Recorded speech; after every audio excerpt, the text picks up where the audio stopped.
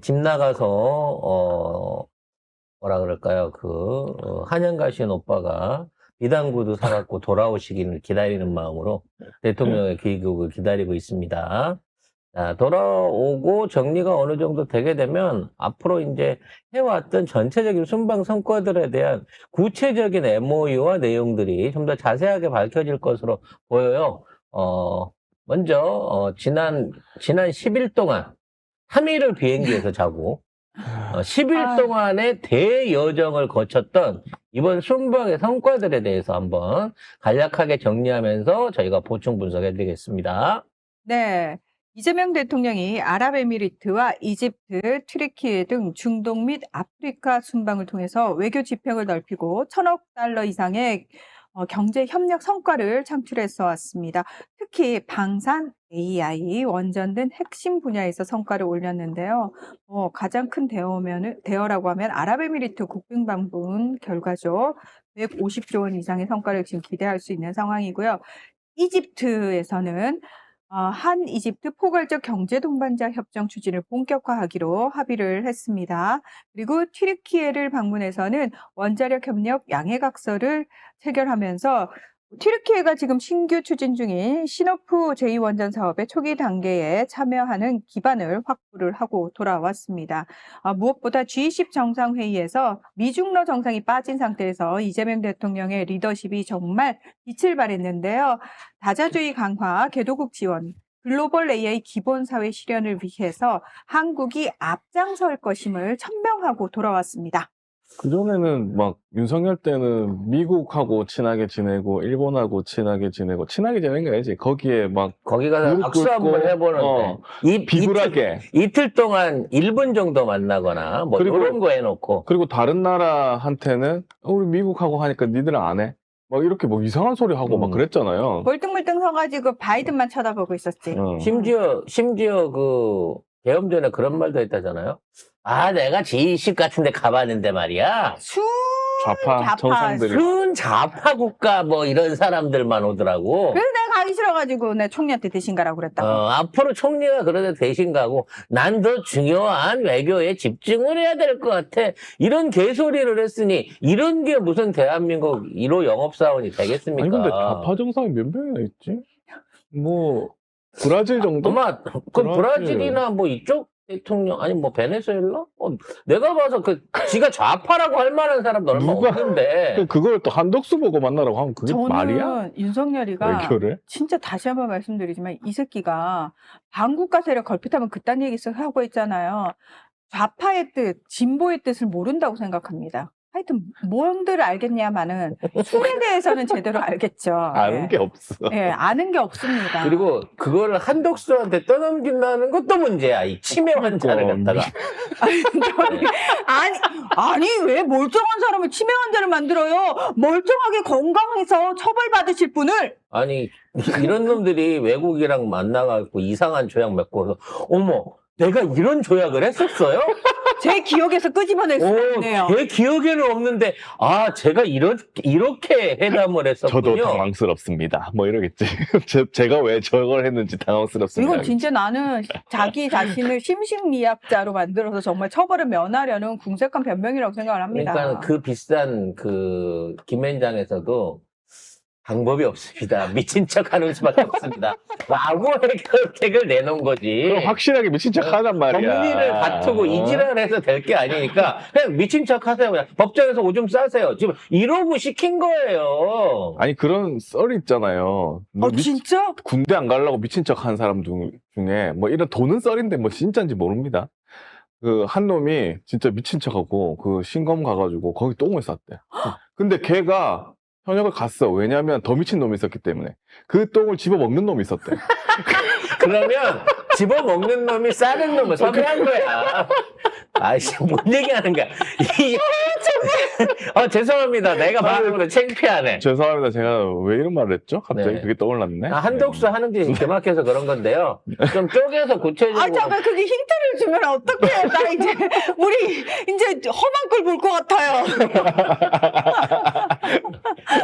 저기 혹시라도 신검장에서 똥 드신 분이 고소고발 하신다고 하면 저는 합의 볼 의향이 전 있습니다. 누구라고 말한 적이 없어요. 네. 그냥 들은 얘기예요. 자, 아무튼 조금 더 세부적으로 좀 살펴보자면 아랍에미레이트는 사실상 우리나라하고 경제적인 쌍둥이 관계가 됐다라고 볼 수밖에 없을 거예요. 이제 뭘 아랍에미레이트는 무슨 쌍둥이가 한 10쌍둥이 돼? 특히나 아랍에미레이트는 이제 한국 없으면 아무것도 하지 않겠다라는 얘기를 한 거라 다름이 없습니다.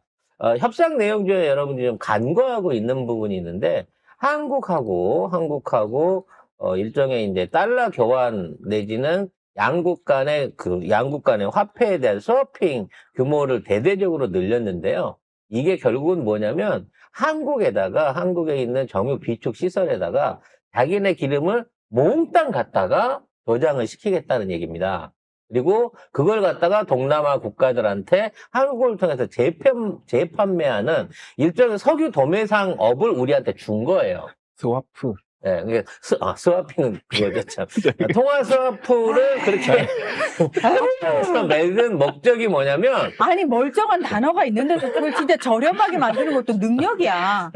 기억이 확 꽂히잖아. 그래서 깜짝 앞으로 놀랐네. 우리나라하고, 아랍에미레이트 간에, 묻지 마, 이씨. 아랍에미레이트 간에, 경제 공동체를 형성할 수밖에 없는 구조를 만든 거예요. 그러니까, 한국이 투자하는데 부담스러워 하지 마. 우리가 당장에 팔아먹을 수 있는 원유를 니네 대한민국 정유 창고에다가 가득가득 채워줄게. 필요하시면 꺼내서 쓰시고 혹시나 누구 딴 데 팔겠다고 나오는 사람이 있으면 그 한국에서 알아서 가격 쳐가지고 파세요. 지금 이렇게까지 이 협정을 확대를 시킨 거예요. 이거 사실 진짜 중요한 부분이 뭔지 아세요? 우리나라는 정유 제품들을 수출을 엄청 많이 하는 대표적인 나라잖아요. 그러니까 우리가 석유가 안 나는데도 불구하고 그 정유 산업이 되게 대표적으로 발달한 나라인데 이게 최근에 굉장히 어려워졌습니다. 왜냐하면 사우디의 국유 기업인 아람코가 우리나라 S-오일 가지고 있잖아요. 그리고 현대오일도 현대- 두 번째 지주인가 그럴 거예요. 아무튼 근데 이것들이 들어와가지고 지들이 정유까지 해가지고 파는데 완전 가격을 지들 나라에서 가져와가지고 만드니까 엄청 저렴하잖아요. 우리 다른 정유 회사들이 경쟁이 안 되는 거예요. 그러다 보니까 다른 기업들이 이게 공장을 돌리면 돌릴수록 손해가 나니까 이걸 결국은 포기하게 되는 상황이 오니까 우리 산업자원부가 그걸 나서가지고 야, S-오일 우리 전체적으로 이거 감산하기로 했으니까 니들 정책에 따라 이랬더니 S-오일이 안 할 건데?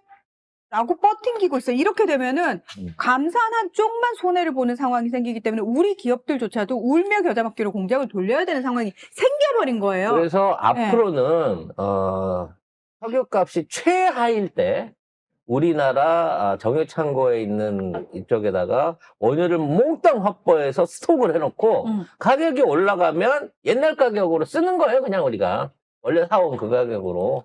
그리고 나중에 이거 이제 가격이 올랐어. 그래서 석유 제품이나 이런 거 만들어서 이제 많이 팔았잖아요. 재고가 떨어지게 되면 가격 떨어질 때 갖고 다시 채워놓으면 되는 겁니다. 이걸 통해 갖고 앞으로 우리가 부가 과정에서 얻게 될 수익도 어마어마한 수준이 될 거예요. 그래서 저는 그나마 지금 S-오일이 그 사우디 아람코가 우리나라에 들어가지고 이렇게 폐악질하는 부분을 이 부분이 좀 상쇄할 수 있지 않을까라는 기대를 좀 하는 부분이 있고요. 그래서 사우디 위주로 돼 있었던 또 카타르 위주로 돼 있던 가스 의존 구조들이 아랍에미레이트 중심으로 옮겨갈 수밖에 없는. 그럼 공짜로 외상으로 준다는데 외상이 뭐 소도 잡아먹는데 당연히 갖고 와야죠. 이런 관계가 맺어지고 있을 거고요. 뭐 AI 관련된 건 우리 아니면 할 수 없으니까 그건 뭐 하나마나 우리한테 의존할 수밖에 없는 상황인 거고, 다행히 이번 기간 중에 중동 지역에 말하자면 엔비디아가 미국 트럼프가 GPU를 수출할 수 있게 하는 이제 허가를 맡아놨기 때문에 그래서 순풍에 네. 돛달듯이 가고 있는 거고요. 아랍에미리트에 블랙웰 3만 5천 개, 사우디에 3만 5천 개 이렇게 두 네. 개로 나눠가지고 준다는데 앞으로 이제 한국이 만든 센터에 점점 더 많은 블랙웨어를 수출받을 수 있도록 중간 역할을 좀 해야 되겠죠. 관련해서 이제 몇 가지 변수가 생긴 부분이 있어요. 제가 늘 얘기하면서 아랍에미레이트가 그렇게 KF21을 준다고 하는데 한국은 사우디랑 사업을 하고 싶어 한다라는 말씀을 이제 제가 드리고 있는데 요것부터 국가 기밀이에요. 사실 아랍에미레이트 입장에서 F-35를 제일 사고 싶어요. 미국의 F-35를. 네.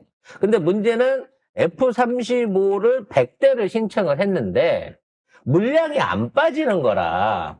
왜냐면 지금 연간 생산량이 20대 겨우 넘는 정도밖에 못하고 있는 상황이라서 미군도 자기 필요한 수량을 지금 확보를 못하고 있는 거예요. F-35 같은 경우에는 최첨단 전투기잖아요. 그래서 이스라엘이 싫어해요. 중동 네. 국가에 그거를. 그래서 거기에 전부 다 시동 스위치가 미국에 들어있어요. 그러니까 F-35를 출격을 시키려면 미국한테 시동 스위치를 받아야 그거를 출격을 할 수 있게끔 돼 있는 구조란 말. 그래도 좋으니까 100대를 주세요라고 1조 달러를 이번에 투자를 해줬어요.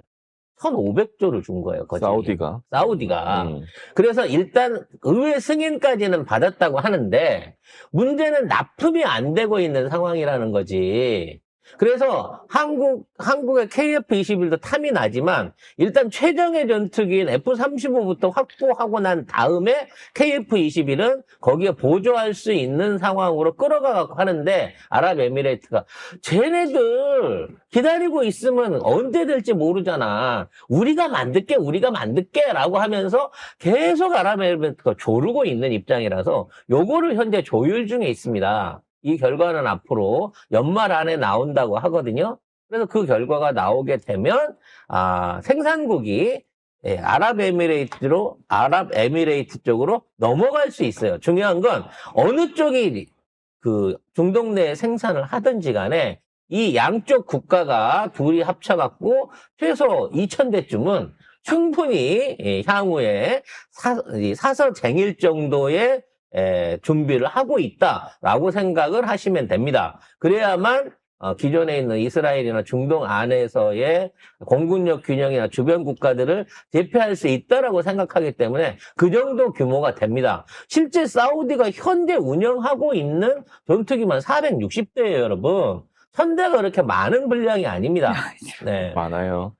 많습니다. 양쪽 국가가 그렇게 한다는 거지. 자, 아무튼 이런 변수가 있기 때문에 방사는 앞으로도 지속적으로 확대가 될 가능성이 높고요. AI 관련한 것도 속도 조절이 필요하겠지만 엄청난 그 규모의 사업으로 확장될 가능성이 높습니다. 오히려 미국을 추월할 규모까지 올라갈 수도 있다고 지금 목표를 세워놓고 있는 거니까요. 그 이외에 위성통신이라든지 커뮤니케이션, 문화, 또 K-푸드, 화장품 등등 모든 부분에 한해서 아랍에미레이트가 우리 형제국이잖아. 내가 기름으로 선불까지 넣었잖아. 우리 위주로 하자고라고 하는데 한국이 기다려. 천천히 해. 라고 오히려 대동을 걸고 있는 상황이다라고 보시면 되겠어요. 왜냐하면 이렇게 UAE가 몸달아 할수록 주변 국가들도 저도 할래요라고 손을 들고 따라오게 돼 있다는 거죠. 저도 할래요. 하려고 해도 돈이 있어야 하죠. 돈 없는데 그렇지. 손 그러니까 들면 뭐. 돈 없는 다른 국가들에 비해서 아랍에미레이트는 내가 기름까지 외상으로 줬잖아. 내가 지금 담보 맡겼잖아. 우리랑 다 해라고 주장을 하고 있는 거죠. 그럼 똑똑한데? 응? 기름담보. 기름담보 너무 좋잖아. 네, 어차피 너무 지네들은 팔아야 되는 건데. 그러니까. 한국에 쓰다 남으면 주변국에 팔겠지라고 하고 있는 거죠. 이집트도 이번에 생각보다 상당히 보따리를 크게 풀었습니다. 근데 이건 외상 보따리이기 때문에 앞으로 우리가 좀 신경을 써야 되는데 일단 공항하고 항만 현대화하고 조선소하고 화학단지를 부탁을 받았습니다. 거기에 철도까지 추가하면 대충 요것만 따져도 아니, 인프라를 다 해달라는 거잖아. 그렇지. 딴 데서 해보니까 이게 이집트의 가장 큰 특징이자 장점 중에 하나가 모든 나라의 시스템이 다 들어가 있어요. 그러니까 쉽게 말해서 기차는 독일제를 썼으면 이체를 썼으면 그 운영하는 시스템은 한국제고 또 거기에 들어가는 각종 설비나 그 부대 시설은 프랑스제고 무기 같은 경우에도 러시아, 영국, 미국 프랑스 거를 다 섞어갖고 혼종으로 다 써요. 이집트가. 그러다 보니까 통합이 안 돼갖고 맨날 어긋나고 부품을 못 구해가지고 한번 해놓은 뭐 만들어놓은 장비나 어떤 열차나 모든 시스템들이 제대로 안 돌아가는 이런 이게 가졌는데도 불구하고 쓰질 못하는 약점이 있는 거거든요. 그래서 이 부분에 대한 거를 한국 기준으로 통합하려고 하고 있는 거야. 그래서 아마 이집트도 아랍에미레이트보다 오히려 컸으면 컸지 적지 않은 미래 경제 형태가 될 것으로 보여집니다. 돈이 없잖아. 응? 니들 관광객 끌어모아가지고 얼마를 벌어서 그 돈 되겠어? 이제 조금 있으면 그 임대사업 크게 하잖아. 어? 100만 명 임대사업 분들이. 제발 저러니까 파산기를 쓰지. 아직 들어오지 않은 돈에 대해서 왜 기가 이렇게 팔랑거리냐고. 괜찮아. 입금된 거 보고 우리도 들어가면 돼. 그래서 공항 운영권까지 준다고 하잖아요. 네. 운영권까지 준다고 하니까. 아니, 정신 아마 차려요. 조만간 박물관 운영권도 우리한테 넘길걸? 정신 차리라. 그 안에 벌써 한국인이 뭘 했더만, 박물관 안에도. 조만간에 이제 박물관에서 김밥 천국 열릴 거예요. 근데, 그와 관련해서 중요한 게 이제 방산협력 안에서도, 왜냐면 방산은 제가 제일 좋아하는 부분이니까 꼭 얘기하고 싶은 부분이 있어요. K9 자율포는 이미 공동생산 이미 들어가서, 시제품이 나오고 있는 상황인 거고요. FA50을 라이센스 생산을 하겠다고 강력하게 주장을 하고 있다는 겁니다. 왜냐면 FA50이어야만 기존에 있는 무기들을 병행해서 지금 말하자면 띄울 수가 있어요. 즉, 기존에 아까도 얘기했지만 전 세계 전투기들을 다 갖고 섞어서 짬뽕을 해놓으니까 무기들도 각자 짬뽕이거든. 그렇기 때문에 어떤 비행기나 어떤 부품을 안 쓰면 그걸 장착을 못 하는데 이걸 멀티 플랫폼으로 장착해갖고 운영할 수 있는 능력을 가진 국가는 대한민국 하나밖에 없다는 거야. 그래서 기존에 있는 무기도 쓰지만 유럽에서 생산되는 다양한 지대공 또는 공대지 공대공 미사일들을 다 활용할 수 있는 플랫폼은 전 세계에 한국밖에 없다는 거지. 그래서 FA50을 이걸 갖고 가려고 하는 거예요. 여기에 이번에 추가로 천검 대전차 미사일에 대한 일종의 협력 강화를 요청을 받고 있습니다. 이거 굉장히 큰 거거든요. 천검 대전차 미사일. 이름들이 참, 무시무시합니다. 그래서 이 천검은 그 헬기용으로 만들어진 공대지 미사일이에요. 요게 한 사거리는 8km 정도 되는데, 얘가, 한국의 미사일이다 보니까, AI 능력이 있어. 한번 쏴놓으면 신경 안 써도 돼요. 지가 알아서요? 지가 알아서 가서 쫓아가갖고 기어이 작사를 내거든요. 뭐 사거리를 늘린다고도 하고 있는데 이게 이제 아까 얘기한 대로 멀티 플랫폼에 장착이 된단 말이야. 지금 이집트는 이 공격 헬기를 3개 나라에서 받아서 써요. 아파치부터 시작해갖고 러시아제, 프랑스제가 다 이집트 공군 안에 들어가 있는데 이렇게 여러 나라 무기들을 갖다 쓰다 보니까 각 나라별로 따로 미사일을 주문을 해야 되는 거야. 그렇겠지.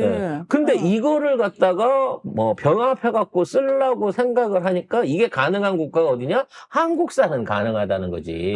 우리 이 천검은 전투기가 어느 나라 거에 상관없이 다 붙일 수 있다는 왜냐면 무기 시스템을 우리가 단독으로 설계를 해주니까. 더 좋은 건 뭐다? 이게 트럭이라든지 기존에 있는 전차 같은 데다도 붙일 수 있게끔 우리가 옵션을 다 준 거예요. 되게 작네? 이렇게 뭐 되게 작아요. 생각보다 뭐 큰 게 아니네요.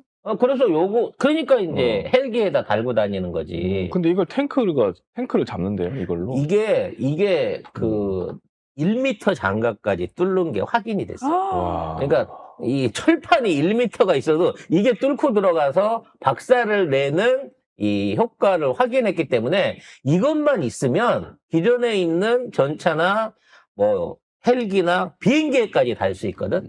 비행기에까지 달게 되면 사실상 제일 걱정하는 게 이제 이란이나 이스라엘의 지상병력들 아니에요? 이런 지상병력들을 사실상 싹 쓸어버릴 수 있는 그런 무기가 바로 이 천검이 되겠습니다. 그러니까 원래는 공대지로 개발이 됐는데 이거 개조하면 지대지 미사일로도 그렇죠. 개조가 가능하다고. 그러니까 뭐야? 우리 자주포를 갖다가 해안포로 바꿔버린 애들이잖아. 그러니까 이런 걸 응용해가지고 기존에 있는 자산들을 좀 더 오래 확산시키면서 이걸 이용할 수 있는 방법으로 한국 무기들이 너무나 멀티 플랫폼이라는 거지. 게다가 얘는 유사 무기 체계 최초로 인공지능 알고리즘을 탑재를 해서 송 작가님 말씀하신 것처럼 나 그냥 쏴놓으면 지가 알아서 같은 그래서 맞춰버린다. 보통 헬기들이 쏠려면 이렇게 산 뒤에 숨어 있다가 까꿍 하고 올라와야 되잖아. 네. 그때 들키면 이제 헬기도 미사일 가는 거지. 맞거든. 놀러 가는 거지. 근데 얘는 그냥 산 옆에서 어떻게 뒤에서든 안 보이는 상태에서 일단 쏴놓고 도망가 버려도 되는 거야. 그러면 얘 혼자 가가지고 혼자 가갖고 때려주니까. 신나게 가야지 네. 이러고 그러니까 가는 생존율을 확 높인다는 거지. 그래서 앞으로 이 천건 미사일의 성공 또는 K9 자주포 FA-50의 성공은 이집트 자체의 무기 체계 자체를 전부 다 한국화할 가능성이 높다는 거지. 그랬을 때 가장 탐나는 무기는 뭐다?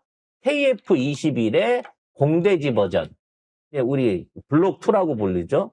공대공이 아닌 공대지 버전으로 운영하고 있는 그런 류의 무기들을 역시나 얘네들도 원하고 있다는 말이에요. 그러니까 이집트, 아랍에미레이트, 사우디 여기만 합쳐도 2,000대는 너끈이 나와. 거기에 폴란드에 또? 이 필리핀에다가 이거 더 외곽에 있는 것까지 두리뭉술하게 합치면 내가 못해도 3,000대는 거뜬히 팔아먹겠다 싶은 상황이 앞으로 이루어질 거라는 거죠.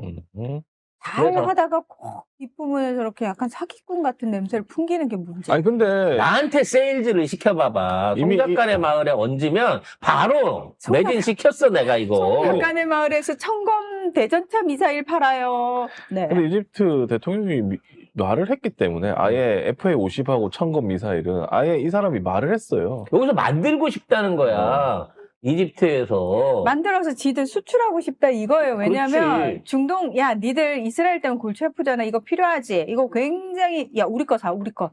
뭘 멀리서 사오니? 야, 우리가 여기서 생산하고 있어. 라팔 2천억이야. FA-50. F-16 4천억이야. 근데 이거 얼마야? 500억이야. 뭐 살래? 이거 무기도 멀티로 다 달 수 있고, 전자전 성능까지 다 갖고 있고, 시동 스위치도 니들한테 다 줘. 이거 안 살 거야? 안 살 이유가 없는 비행기라니까. 그러니까 이집트 입장에서는 자기네가 생산 기지가 되면은 너무너무 유리한 부분들이 많은 거죠, 사실은. 그리고 옆에 리비아가 계속 내전 중이기 때문에 그쪽에 바로 팔기도 너무 좋고. 자꾸 이런 얘기 하니까 왜 카이는 그럼 주식이 떨어지냐 그러니까 그 새끼들은 비행기 팔아갖고 마약 값으로 받은 놈들 아니에요. 일단 내부적인 경영진이나 관련된 검찰 수사 이런 것들이 좀 끝나야지 정리가 본격적으로 가겠죠. 아무튼 뭐 조만간 끝날 일이긴 합니다만 이집트도 사실은 우리가 아직까지 그냥 윤석열 씨가 뻥튀기를 안 해서 그렇지 아랍에미레이트 못지않은 경제 성과를 얻을 거라는 거예요. 문제는 돈이 외상이라는 게 아직까지는 걱정인데 모르죠. 뭐 이집트가 정 안 되면 아까 얘기한 대로 공항 운영권으로 안 되면 박물관 운영권을 내놓든지 철도 운영권을 내놓든지 수에즈 운영권 같은 거면 괜찮지 않아? 그리고 사우디나 UAE가 돈을 또 줄 수도 있어요. 당연히 네. 주긴 주겠죠. 근데 입금 들어오기 전까지 급하면 일단 그 수에즈 운영권 그거 우리한테 그럼 남기고 나중에 돌려줄게요. 뭐 요런 계약도 저는 충분히 이집트가 가능하다고 봐집니다. 수에즈 운하 운영권이 이집트 GDP의 몇 %인데 그러니까. 넘겨. 그 정도는 줘야지. 이만큼은 받아가려면. 자, 아무튼 그런 상황이라고 보시면 되겠고요. 자, 트리키에 방문해도 뭐 원전과 인프라 관련된 얘기가 있었습니다만 앞에 두 나라하고 비교하면 경제적 성과는 거의 미비 없다시피 합니다. 그 이유는 먹을 게 없다는 거죠, 이 나라는. 그러니까 이재명 대통령은 냉정하게 계산을 때리고 이렇게 작업 칠 때는 작업 치고 공사할 때는 공사하고 거절할 때는 깔끔하게 거절하고 오신 거예요. 관련한 트루키 관련해서 건설 도로 부분 MOU를 좀 했다고 하거든요. 예. 아마도 중동과 유럽을 잇는 앞으로 경제고속도로라든지 제3국도로, 유라시아 도로 이런 것들에 한국 기업의 참여를 보장받는 선에서 뭔가 약간 침만 바르고 오신 게 아닌가라는 생각을 해봅니다. 그럼 이제 전반적으로 G20을 통해갖고 이번에 만난 나라가 아무리 못 돼도 한 30개국 이상이 가까운 나라들을 만난 거 아니에요? 이걸 통해서 앞으로 미국과 중국이 없어도 세계 각국들이 다자주의 또는 호혜평등 원칙에 의해서 저 힘센 깡패 두 놈 빼고 하나는 사채업자고 하나는 동네 깡패잖아. 조직 폭력배잖아요. 이 둘을 빼고 우리끼리도 동네의 안정과 시장의 운영을 할 수 있다라고 하는 가능성을 보여줬고 그 선도 자리에 AI를 통해서 서시겠다라고 하는 얘기를 남긴 거예요. 이게 진짜 이 말이 핵심이에요. 글로벌 AI 기본 사회. 그러니까 이게 왜 그러냐면 이제 곧 AI로부터 소외되면 저희가 계속 얘기합니다만 석기 시대 수준으로 살 수밖에 없는 상황이 생기거든요. 이게 그 정도로 심각한 상황인데 여기에 대해서 이 심각성을 인지하고 있는 정부를 가진 제대로 된 나라라면 한국이 주도하는 글로벌 AI 기본 사회 여기에 동참을 안 할 수가 없어요. 해야 되는 거예요. 예. 그럼 이거는 필수예요. 선택이 아니야. 필수예요. 네. 필수적으로. 그러니까 이게 우리 이재명 대통령이 계속 AI를 강조하니까 우리 언론도 이제 얘기를 하고 있는데 사실 대다수의 사람들은 그렇게 해야 돼라고 생각할지도 몰라요. 근데 이거 진짜 심각해요. 여기서 소외당하고 우리가 주도권을 그리고 소버린 AI라고 얘기하잖아요. 주권 AI를 장악하지 못하면 큰일 나는 상황이거든요. 각자 자국의 소버린 AI를 기초로 갖추고 그렇죠. 이걸 통해서 월드 AI 그러니까 월드와이드하고 결합할 수 있는 수준을 갖지 못하면 결국은 그 나라가 완전히 지배를 받을 수밖에 없는 거예요. 먹히는 거예요. 진짜 먹혀요. 그래서 한국이 최초로 소버린 AI를 3년 안에 가장 먼저 완성을 시킬 거고, 그리고 이와 같은 기술들을 누가 지금 AI 대준다고 또는 내가 AI 팔아야 하고 들고 다니는 나라 있어요? 아무도 없어. 미국과 중국도 우리 중국제 AI 쓰세요라고 요구하는 데 없다고. 결론은 이런 실용화된 AI 산업을 세계에 퍼뜨리고 주도할 수 있는 나라가 대한민국인 건데 그 나라가 나 혼자 다 해먹을 거야 이런 게 아니라 강자와 약자 사이에 AI의 차별은 있어서는 안 된다라고 하는 AI 홍익인간의 정신을 그렇죠. 사실상 제시를 한 거라는 얘기죠. 그리고 이걸 통해서 유지를 하기 위해서는 자원에 대한 호혜평등, 즉 생산국과 이용국의 경제적 이득이 차별나서는 안 된다. 기껏 석유 뽑아서 히토류 갖다가 지들은 벌어서 돈 다 벌고 이거 제공한 나라는 돌값밖에 못 받고 가난해지는 이런 구조가 있어서는 안 된다라는 차원에서 핵심 광고를 공급망부터 시작해가지고 자유무역에 관한 전반적인 내용들을 이재명 대통령 주도로 한국이 주도돼갖고 이번에 선언문으로 미리 채택을 해버렸다는 거지 G20에서도. 그리고 기존의 안보나 경제 협력이 이제 미국이나 서유럽 중심이었잖아요. 근데 이게 이번 순방으로 인해 가지고 이제 더 지평을 넓힌 거죠. 아프리카, 중동 이렇게 해가지고 새 경제 파트너 및 전략 파트너로 이렇게 공식화하고 그다음에 이렇게 함으로써 외교적 위험을 분산하고 이 새로운 활로를 모색하고 있다. 다양하게 외교를 해서 한 곳에 막히면 완전히 망하는 나라였는데 그 전에 윤석열 때는 미국한테 막히면 끝나는 거잖아. 그 반대편에 아무것도 못하는 거잖아. 근데 그게 아니라 다 두루두루 외교를 해가지고 위험성을 낮췄다. 이게 결국은 우리가 인구가 적은 이 지정학적 소국이라서 이럴 수밖에 없는 이유도 있어요. 왜냐면 우리 자체 내수로는 이게 세계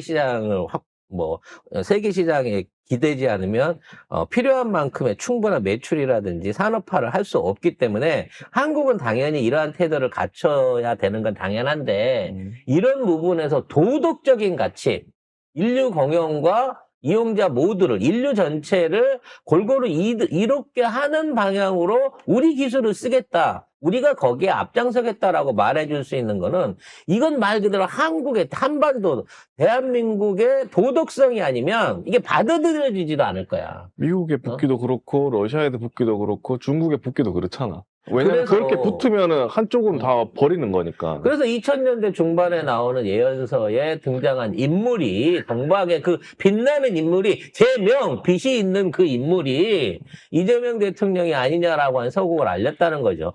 제가 이제 뭐 지난번 방송 중에, 그 동양에서 온 선지자, 뭐 성은 나무 몫이다, 뭐 이런 얘기를 했더니, 정감록에 그런 얘기가 어디가 나와 그러면서 막 저한테 비난 댓글을 쓰시는, 뭐 저기 역술가인지 아니면 뭐 사회비인지 모르겠는데 막 그런 분이 있어서 장문으로 막 그래요? 온갖 얘기를 다 해주더라고. 음, 야, 니네 선생님 아니지? 그냥 몰라요. 네, 아무튼 그래서 지난 방송에 조금 더 좀 얘기를 하자면 정감독에 이제 한국이 뭐 이렇게 저기 그 새로운 계기를 맞이하고 발전한다는 얘기는 있어요. 뭐 일본 침몰에 대한 얘기도 있고 그리고 한국이 세계 중심사가 된다라고 하는 제가 그때 말씀드렸던 내용은 솔직히 이제 효봉 스님이라는 분의 역상록이라는 그 예언서가 있어요.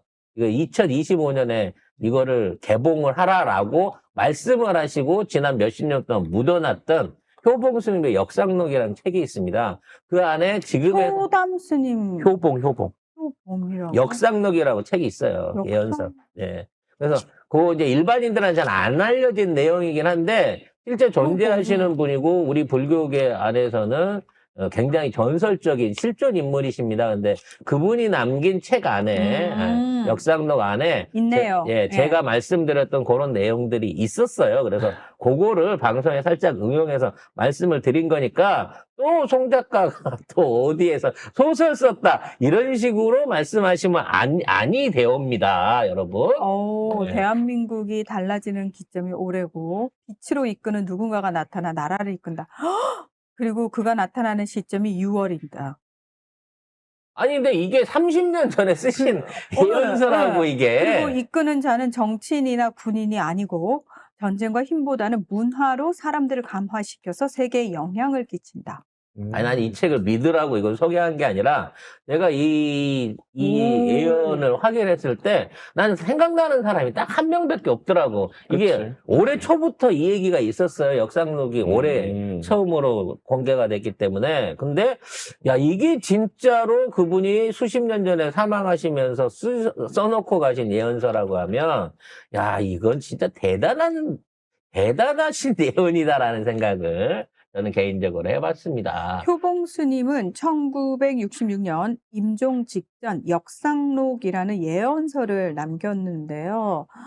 깊은 선정 상태에서 미래를 목격했다라고 주장을 하면서 1940년대부터 1960년대까지 한국의 주요 사건을 정확히 예언을 했다고 합니다. 대박! 광명의 인도자. 오. 너무 신비주의적으로 가지 말고요. 어찌됐거나 이미 갔는데. 지금 우리나라를 이끌고 있는 이 대운 그리고 이 중심에 이재명 대통령이 있고요. 이거는 소수의 힘이나 일부 편협된 정치 집단이나 그리고 뭐 이런 시기 질투를 하고 내분을 일으키려는 세력들이 좌절시킬 수 있는 그런 수준의 흐름이 아니다라고 저는 믿고 있습니다. 아무튼 이 믹타라든지 프랑스, 독일과의 양자회담이라든지 일본, 중국 주요국 정상 총리들하고 만남 등등 이 모든 것들을 다 이뤄내셨지만 실제 가장 크게 노력하고 중점적으로 했던 분야는 우리 국익을 위한 앞으로의 미래 먹거리를 창출하고 현지에서 교민들과 또 관계자들을 위로하고 그분들에 대한 대한민국에 대한 애정을 일으킨 일이라고 생각이 돼요. 이제 현지에서 만난 분들한테 다 똑같은 약속과 얘기들을 하셨다고 합니다. 가장 먼저 죄송하다. 한국이 여러분들한테 이렇게 정신적으로도 그렇고 이 힘들게 만드는 어떤 고난을 겪게 한 데 대해서 죄송하다라고 사과를 하셨고 윤석열 때문인지 그러니까 어찌 됐거나 우리가 잘못해서 그렇게 한 거잖아. 에이. 그리고 거기에 대한 책임까지 말씀을 하신 거예요. 그리고 제대로 된 대한민국 이제 앞으로 그렇게 회개하지 않는다는 말씀도 하셨고 지금 이제 교포 간담회 중에 그런 말씀이 있었습니다. 우리나라가 5,200만이 본국에 살고 800만의 해외 동포가 있다. 그리고 이 800만 해외 동포의 힘이 앞으로 대한민국을 좀 더 발전시켜 나갈 수 있는 가장 큰 힘이 될 수 있을 거라고 보고 또 그런 시기가 도래를 했다. 그리고 그런 분들의 어떤 권리, 비자 문제라든지 세제 문제, 그리고 투표권 같은 문제에 한해서 차별이라든지 이런 거를 겪지 않게끔 그에 대한 제도적 개선을 하겠다는 약속을 공히 교포분들을 만나서 다 했다는 거예요. 그래서 아마도 이제 여러 가지 이제 내부적인 그 제외 동포들을 위한 여러 가지 규제 제한, 그리고 뭐 투표를 좀 더 쉽게 할 수 있는, 예? 이 한국 국적을 가진 국민으로서 참정권을 발휘할 수 있는 뭐 여러 가지 보관들이 제도화돼서 만들어질 것이다라는 예상도 해볼 수 있는 그런 순방이었다고 생각이 됩니다.